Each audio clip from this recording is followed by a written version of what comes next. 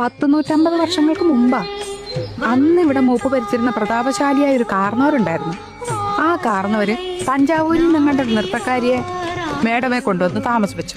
നാഗവല്ലി എന്നായിരുന്നു ആ തമിഴത്തിയുടെ പേര്. തമിഴത്തി വേറൊരാളുമായിട്ട് സ്നേഹത്തിലായിരുന്നു. രാമനാഥന്റെ പേരുള്ള ഒരു നൃത്തക്കാരനുമായിട്ട്. എന്തായാലും ഒരിക്കലും നാഗവല്ലിയെ തിരക്കി നമ്മുടെ തെക്കിനിയുടെ തൊട്ടപ്പുറത്തുള്ള വീടാ പടിപ്പുരക്കല്. എന്തിനു പറയുന്നു, കാർന്നവരെങ്ങനെയോ ഈ രഹസ്യങ്ങളൊക്കെ അറിഞ്ഞു.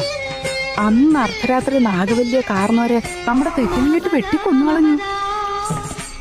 8-ാം ദിവസം ദുർഗാഷ്ടമി രാത്രിയില് നാഗവല്ലിയുടെ പ്രേതാത്മാവ് ഒരു രക്ത യക്ഷിയായിട്ട് മാറി കാർന്നവരെ കുത്തി കൊലപ്പെടുത്താൻ വേണ്ടി അരക്കകത്ത് വരെ കയറി ചെന്നാ പറയുന്നു.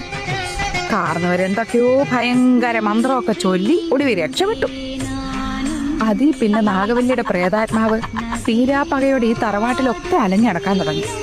പിന്നെ ആലപ്പാറ പോറ്റിമാര് വന്ന് 61 ദിവസം മാന്ത്രിക ക്രിയകളൊക്കെ നടത്തിയിട്ടാ തമിഴത്തിയുടെ ആത്മാവിനെ ആ തെക്കിനി ബന്ധിച്ചത്. ഇതൊക്കെ മുത്തശ്ശിമാര് പറഞ്ഞു കേട്ട കഥകളാണേ. സത്യം എന്താണെന്ന് ആർക്കറിയാം.